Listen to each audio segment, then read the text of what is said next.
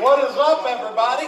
On my way up here, somebody said, are you going to take the happy birthday headband off? And I said, I grew up watching this man on TV, and it's his birthday. I am not taking this headband off. Give it up for Preston Lacey. Yeah. I'm probably going to frame this motherfucker, to be honest with you. No, anyways. How many people we got in here got kids? Anybody got kids? Got everybody? Yeah, I know you come out here to get away from them for a minute, but I won't bring them up. Kids nowadays drive me fucking nuts. I ain't even gonna lie to you. They drive me crazy. You know, I was born and raised in the 90s. They think they got it bad. You know, my sisters forced me to be a Spice Girls character. You know, they don't know shit about it. I watch the way my parents treat their grandkids, and it amazes me.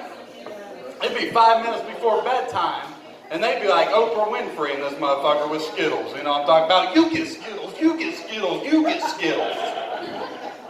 Do you know how hard it was to get some Skittles back in the day? They look at you crazy as hell if you even asked to stop and get some Skittles.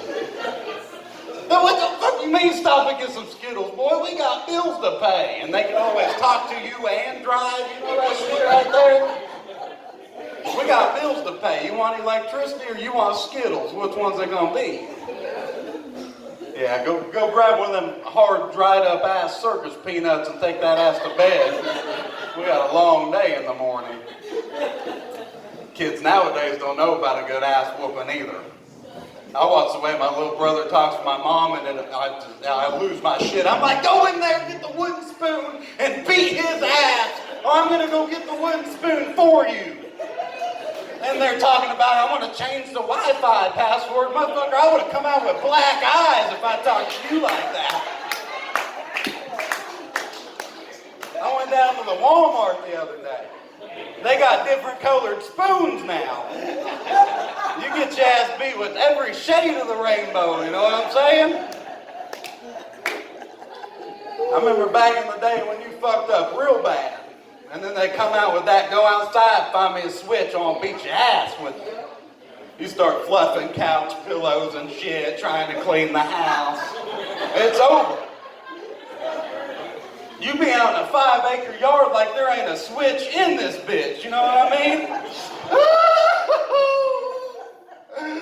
I'm telling you, there ain't nothing out here but branches out.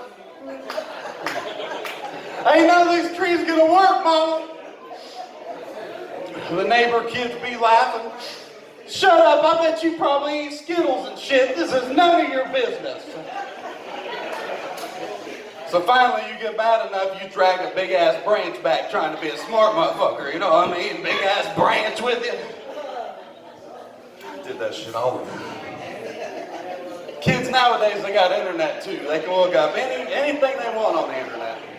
And they do everything they can to keep kids away from pedophiles nowadays, which is a great thing. But 90s babies, we found out what the fuck pedophiles was.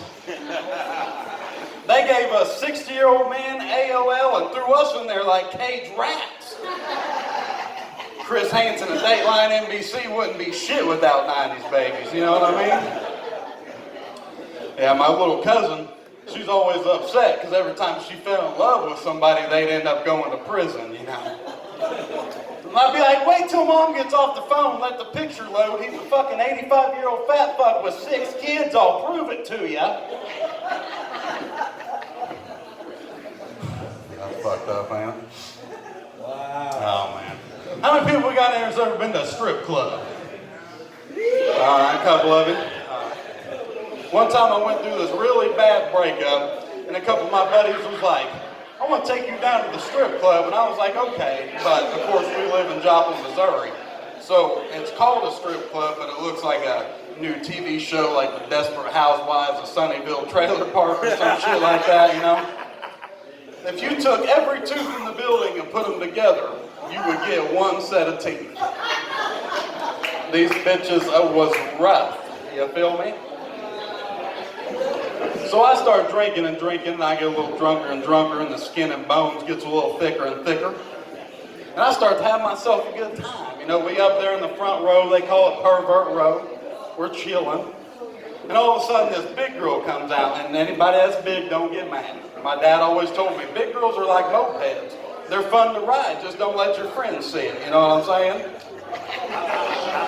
So this big girl comes out on stage and everybody in the front row gets up and moves. And I don't know if it's out of fear of her or how good this strip pole's reinforced to the ceiling. But I thought, you know what, fuck it. This is going to be a good experience, a story I can tell my grandkids. I want to ride this bitch out. So she starts doing her thing. She's spinning around the pole and shit, spinning back and forth. And all of a sudden I feel my hands be pulled behind my back.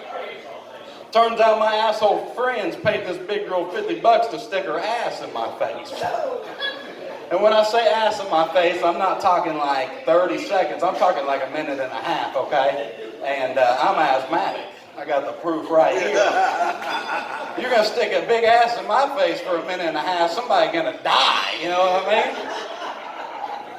So I look up and I see this ass coming, and that song from Space Jam's playing, you know, that I believe I can fly, I believe I can touch the sky. So out the window goes my childhood, and in the face goes her ass. And she starts rubbing around and getting all over me, and I feel my eyelid flip up. We are now asshole to pupil, ladies and gentlemen. So finally she gets up, I catch my breath, I hit the inhaler, I'm pissed off, my friends take me home. I wake up the next morning with my face stuck to the pillow. And I'm not talking pink eye, I'm talking purple eye, you know what I'm saying? It looked like the Elephant Man mushroom stamped my ass. So I forced my asshole friends to drive me to the hospital. We're sitting there in the hospital room and the doctor walks in and he says, "Is there anything you've done in the last 24 hours that could have caused this situation?" And before I could say anything, one of my asshole friends stood up and said, "Yeah, he let a fat fucking stripper sit on his face." All right. Before I got, we just hit 270,000 followers on Facebook. I get a lot of, thank you guys, I appreciate it. Thank you. I get a lot of weird messages from people all over the country, you know, I love you, I want to marry you, I hate you, I want to kill you, you know, just the normal shit.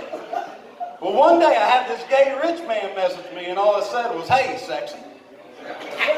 And for the first time in my life, I thought, fuck it, you know? Now every day I walk into work, I think about him a little bit more. I wonder what John's doing. I bet he'd get me drunk first. The first time I ever told that joke was at a comedy club in Springfield, and I was hammered drunk. My girlfriend had never heard it before. So that was a great ride back to the hotel room. Are you telling me if you had the opportunity to butt fuck somebody that you would do it?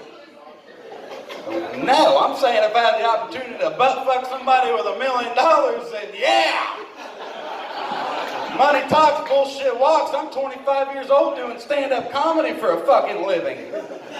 Last time I checked, you don't pay me to stick it in your ass. You don't even let me do that. And don't act like she ain't benefiting from it either. She be up in the mall showing off her brand new nails. You know, yeah, the bandit, he's been butt fucking this millionaire and they're all benefiting from it. You know what I'm saying? All right, thank you guys. I'm the Copenhagen Bandit.